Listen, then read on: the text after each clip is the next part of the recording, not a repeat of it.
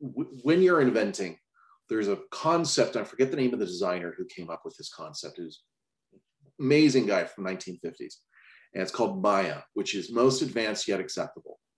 And the struggle is that if you make something too advanced, you're going to have a really difficult time getting people to adopt the product. And so there needs to be effort put into making something, whether it's the interface or some aspect of it, acceptable to the general public so they can understand it. So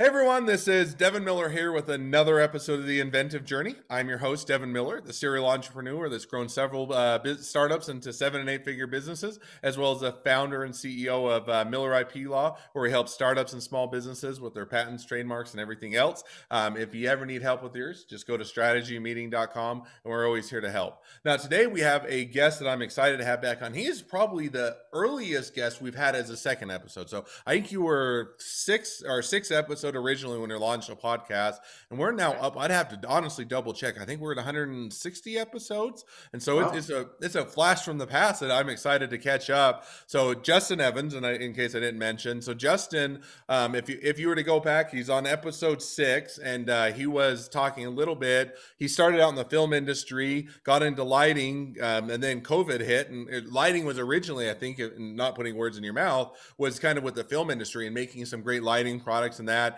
COVID hit in a bit, and you're saying, hey, a lot of this lighting we can repurpose and use for sanitation. We can use to reduce, the spread of things and to kill germs and other diseases and that. And so made a bit of a pivot and an adjustment, or at least in part. And then is also, and we won't hit on it in this episode much, although I'll just give a bit of a teaser, that Justin is going through with this company a bit of a merger and acquisition talks with other companies and looking at that. Because of confidentiality reasons, we won't be able to disclose a little bit. So we're already planning our third episode to give an update on that aspect, but we're going to hold that as a teaser until you get through a lot of that, because those dating attorneys will make it life miserable if you break confidentiality. So in the meantime, we're going to give a bit of an update to talk a little bit about where the technology's at, how it's evolved, and we're even maybe going to touch a little bit on intellectual property and how that kind of has played out in a few Justin's experience a bit on all of that front as well.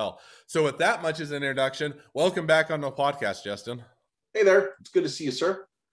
So I gave the bit of the teaser, but, on the technology, and we said we'll hold the other part to the next episode. But on the technology side, tell us a little bit about, first of all, let's taking back, because I think I'm going to look it up real time. Our last episode was on May 21st, 2020 is when it aired. And the thing about taking us back in that point in time is actually, it's been more like 7 or 8 months. Anyway, right. COVID had kind of hit. You were into a couple months into it, kind of had lockdowns. People weren't really, sure what to do. And it also had a big effect on business. And so take us a little bit back to, you have, because I think at that point, and again, not trying to put words in your mouth, you had some right. contracts and some prior to COVID, you had some contracts and agreements and kind of on the lighting aspect for movies and films and other, those type of things that you were looking into. And then COVID kind of put a kibosh on it, or a screeching halt. So take us back a little bit in time to how you were starting to adapt and adjust and where that's gone for you since then. So, the Anthem One platform, and if anyone's gone to our website, wants to see our products, it's at anthem1.com. We marketed it originally as a light, and that was because when you're inventing, there's a concept, I forget the name of the designer who came up with this concept. It was an amazing guy from 1950s, and it's called Maya, which is most advanced yet acceptable. And the struggle is that if you make something too advanced, you're going to have a really difficult time getting people to adopt the product. And so there needs to be effort put into making something, whether it's the interface or some aspect of it, acceptable to the general public so they can understand it. So the way that we did this is we engaged, and I guess what you would say is marketing simplification. We said we'd invented this thing called a light. And it's not a light. It's actually an electromagnetic platform. And so the first light cards that we created for it, these interchangeable LED pucks that come in and out of the system, were all in the visible light spectrum. And we were going after the industry that I had spent most of my career in, which was the film industry. And so that meant, you know, prior to COVID, we were just taking off like a rocket. We had the Olympics, we had the Final Four, we had Nissan, we had a fashion show in New York. All of these were upcoming customers that were going to be placing significant orders or doing really large rentals in 2020. And we were looking where we were in January of 2020, where our budget was. And we had 9 months of expenses in the bank. Like we were already forecasting, well, what can we do in October? What can we do in November? Based on how much capital we had just from customers. And then COVID ruined everything. COVID came along and wiped out all those customers. The moment we found out the Olympics was canceled was the moment we went, okay, we're in serious trouble. But for us, this was both, like, we felt it was a call to action and it was an opportunity. And it's because, since it was an electromagnetic platform, were there light cards that we could create that could help with the pandemic? And so the first one, and I'd spent 2.5 years trying to explain this concept to investors.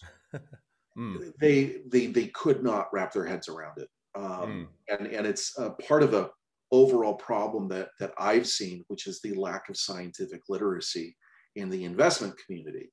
And so when you go in with something that is really bleeding edge science, applied science, there is a point where people are like, why would there be a market for that? And specifically, this was me sitting down with a group of investors, I can remember, in 2017. And I said, I think, you know, we've cracked the code, and because we know when the device is done, we'll have these interchangeable LED cards. This is a game changer, because it's not just a movie light now. Now we're talking about being able to do medical grade sterilization and military grade illumination that's completely invisible to the human eye, and agriculture and all this stuff. And I was trying to explain the value of UVC sterilization, and all of them said the same thing. Why would we ever put money into that? There's never going to be a market for it.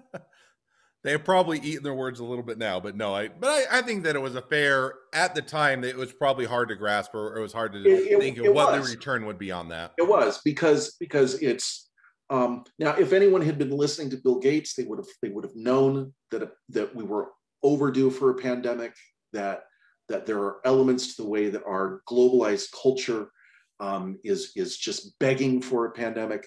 So, but you're right. I mean, it was certainly obvious that with the conventional wisdom, there was no way I was going to convince anyone that there was value in this. My biggest investor ended up being my wife, because when the pandemic hit and all of our contracts disappeared, and as I said in the previous episode, the fear that I was experiencing was palpable. And she said, if we're going to go bankrupt, let's go bankrupt for the right reasons. Get that UVC card put onto a credit card immediately. Let's make it. And so I dusted off this design that I scribbled on a scratch piece of paper and put all the expenses on an Amex card, praying that we'd be able to pay the bill in 30 days. And also saying to myself, well, everyone else in the country is going bankrupt. So why not join the party? Why not? Let's at least go bankrupt for, like my wife said, a really good reason. We will have invented a new piece of technology. This is worth it. And to put this into context, other UVC devices that you currently can buy for a hospital use big, giant glass tubes. They're the size of a refrigerator. They weigh 200 pounds. They cost $120,000. And they put out the equivalent of maybe around 20,000, 25,000 microwatts of UVC. When we finished our light card, which is about this big, it outputs nearly 3 million microwatts of UVC. And so it's the difference between like a tablespoon of bleach and an ocean of bleach. And so now people were not immediately going to believe that we just completely changed how quickly you can sterilize air volumes. And that was the key here, is that most UVC devices are underpowered and small. And so because of that, you'll see like little Chinese products that are supposed to sterilize your keyboard. And those don't work. they'll never be able to work. They just don't put out enough UVC. They put out like the equivalent of 10 microwatts or 20 microwatts. And you'd have to have that device, no matter what it says on their website, pointed at your keyboard for about 20 minutes before you would sterilize it. So that's a really slow process. With our system, we were sterilizing the equivalent air volume of a 2,000 square foot home in 10 minutes. And so you can move that much air volume through and it's completely and totally sterilized. My business partner Scott Hansberry, managed to get a vice president from Bell Helicopter on the phone. And he was pushing our new UVC approach. And there was a lot of naysayers. There's a lot of people who were, despite us being able to show, had been tested by Temple University and tested by George Mason University. And their conclusion was you can deactivate COVID-19 in about 1/3 of 1 second from about 3 inches away. For a large volume of space, it follows the inverse square law. And so the further away you go, the slower it takes to deactivate, but you're still also getting everything in front of it, which includes all the air. It was difficult for people at first. For us, the opportunity is that Bell Helicopter was in a difficult position. They had been using chemical cleaners and they had developed a complicated and robust contact tracing program within their factories in Texas. And they knew that they were having multiple outbreaks on a consistent basis of COVID-19. They traced 65 cases of COVID-19 outbreaks. So that's not just a single person, but that means like a work cell and everybody contracting it very quickly. And the chemical cleaners were doing the job, but one, they were reactive. They were only destroying the virus after people had gotten sick. And two, they were toxic because you needed to have this device that would open up and then explode and atomize chemicals into the air. It would kill everything in the air. When it came into contact with the surface, it would kill whatever was on the surface, but humans couldn't be around it. So they would have to evacuate that area for 3 to 4 hours. They had to pay their staff during that time and their assembly line shut down. So you were putting workers at risk because you can only approach the problem after people have gotten sick. You can't prevent an illness this way. It's too cost prohibitive to use it as a prophylactic. The second problem, of course, is the enormous delay to their manufacturing process and delaying getting a product to the customer. And then there was always the potential for exposure. So we went in and did a demo and showed them how quickly we could sterilize a work cell. And it took us 87 seconds.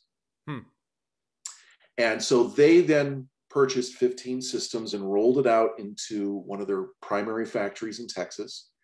And the same contact tracing program that had found 65 outbreaks prior to the use of AOMI with UVC. And the medical side we now call AOMI for a variety of reasons. After they began using AOMI with UVC, they have had 0 outbreaks. And this is a 1 million+ square foot facility with dozens of bathrooms and a lunch area and all. The complexity of the facility is astronomical, and they've been able to get the spread of COVID-19 down to 0 within their facility. And so that's how we were able to pivot our technology. And now we're trying to get the word out about that because we believe that while vaccines are here and the vaccines are absolutely amazing, there is an element to this that can make opening schools safer, can make public spaces safer, and more importantly, prevent the next pandemic, because this is not the last pandemic.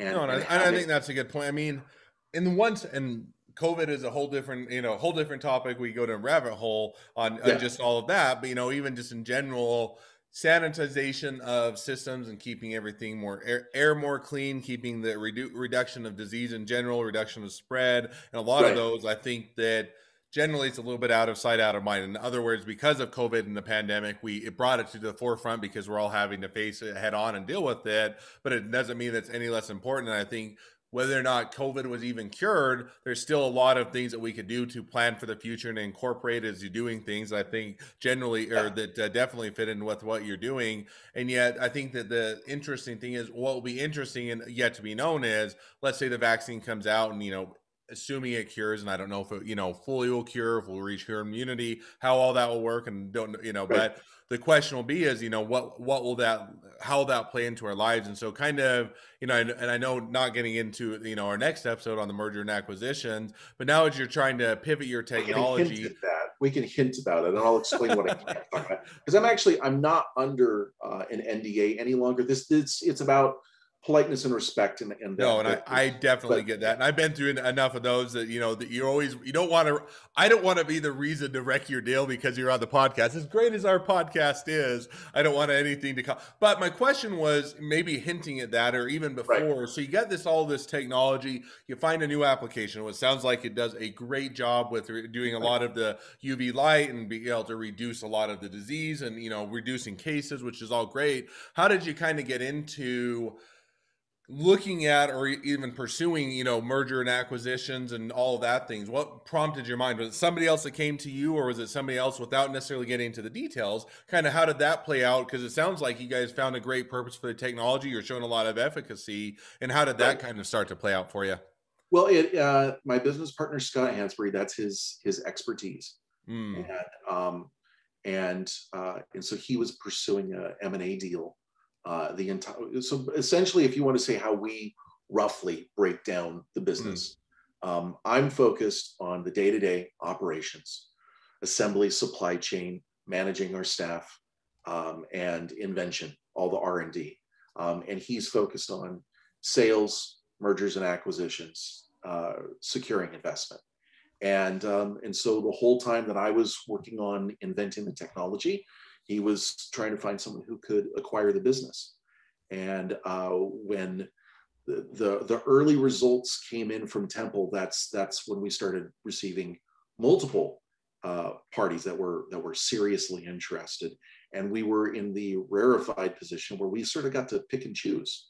And we actually turned down a huge, so this much I can talk about. We were offered a huge deal in June. And we turned it down. And it was so I'm not going to say who the people were, sure. But they were, we thought it was a perfect relationship because they sell PPE to hospitals. We're like, this makes perfect sense. We are essentially a form of PPE. We're a high-tech form of it, but if you're worried about masks and sterilization and keeping your space clean, you might as well get masks from the company that's also selling you this cutting-edge handheld UVC device. As we started to dig into it, though, we started to realize, like a lot of people, their PPE relationships were not as transparent as they should have been. And there was a lot of funny business in China that made us nervous, and we decided to walk away. And that it's when you're walking away from, well, it would have been $140 million deal. And when you're walking away from that much money in cash, we're not talking stock, that's hard. But Scott and I both felt, we're like, something about this just isn't right. So, and that's why we're now in the middle of the very end stage of a second deal. And this one seems to be with people who are much more honest, much more straightforward, understand how to sell the product. And so we're really happy with it. And I'll be able to tell you the details of that hopefully in just a couple of weeks.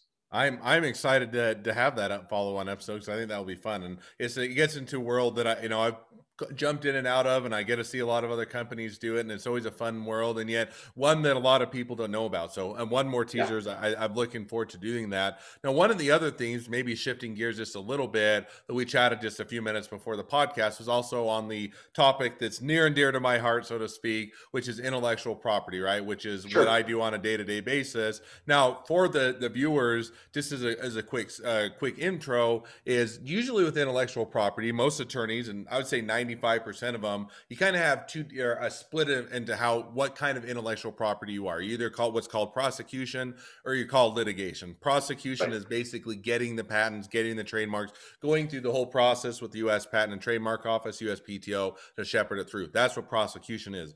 Litigation is more of the enforcement, actually going out, filing the lawsuits, and enforcing it, making other people pay, and those type of things. And they're really a different enough skill set that you almost tend to specialize in one or the other. So myself, I tend to be more on the prosecution side. I've done a little bit of litigation, and then there's Right. also the litigation, which we have an awesome litigator at the firm. So as we talk a little bit about intellectual property, give it just as that is one that I find it interesting and enjoyable, but just as kind of just figured it was an interesting intro to do that. So with that, tell us a little bit about your experience with intellectual property and patents, and kind of how things have gone on that front for you guys. Sure. Well, we've got a number of patents for the technology that I've invented, but we are also partners with people Mm, at various factories throughout Southeast Asia. And I speak some Mandarin, and I've got a lot of friends in Taiwan and China. mm, Um, and we're doing more and more of our business in Taiwan. And this long-winded way of getting to the fact that I met this amazing guy in Taiwan. We call him Dr. Joe.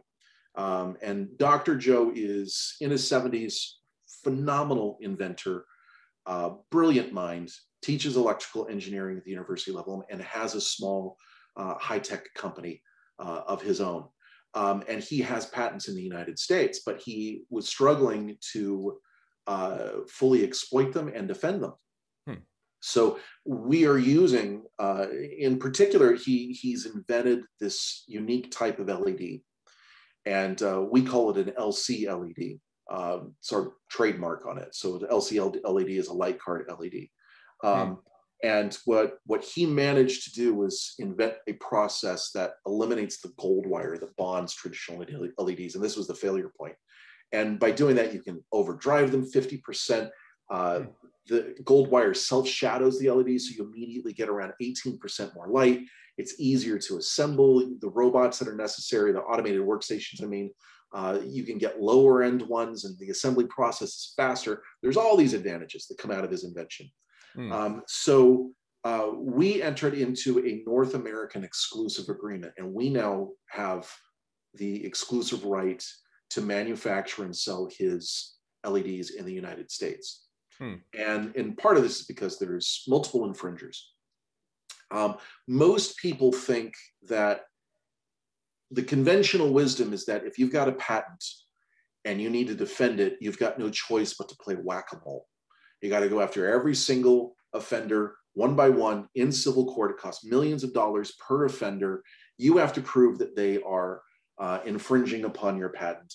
And a lot of people will say the value of patent is only as big as your war chest to defend that patent.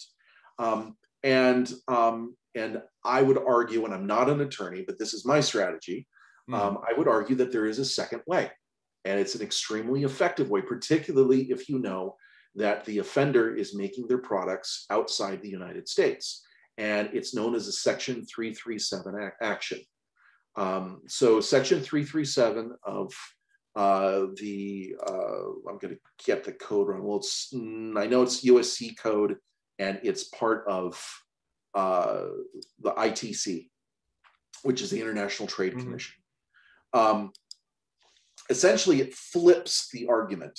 It says, hey, if you legitimately have a patent or the license to a patent or a trademark or a copyright, and you believe that there are a wide variety of companies, single or 1,000, that are hmm, offending, you can name all of them in an ITC action. That is now their duty to show up to a unique type of court. This is not civil court, hmm, and prove that they are not offending. And if they can prove they're not offending, they can continue to import their product into the United States. Hmm. If they can't prove that they are not offending, now their products will be exempt, and they can no longer import into the United States. And one of the advantages of this is in particular in dealing with the problem of China, because as a culture, China doesn't understand common law. They don't value common law, and they don't really value intellectual property. And so the tendency is they tend not to show up to ITC actions. And so because of that, you end up getting a default judgment. And the next time that company or a dozen companies has their products sitting on a dock in Long Beach, California, ready to get on a truck, it's seized by the US government. And that completely disrupts their supply chain. Now, the downside to someone like me is I'm not going to recoup any money from this. But the upside to me is someone who was infringing on my right to monetize my creativity. Now I can say, you don't get access to the United States. And we are the largest market in the world. And in my opinion, will continue to be, regardless of some of the data coming out from China for a considerable amount of time. So the only point of this is obviously no one should go do this on their own. This is a conversation that they need to have with their attorney. And they need to ask their attorney, is there a way for us to do a Section 337 complaint or action?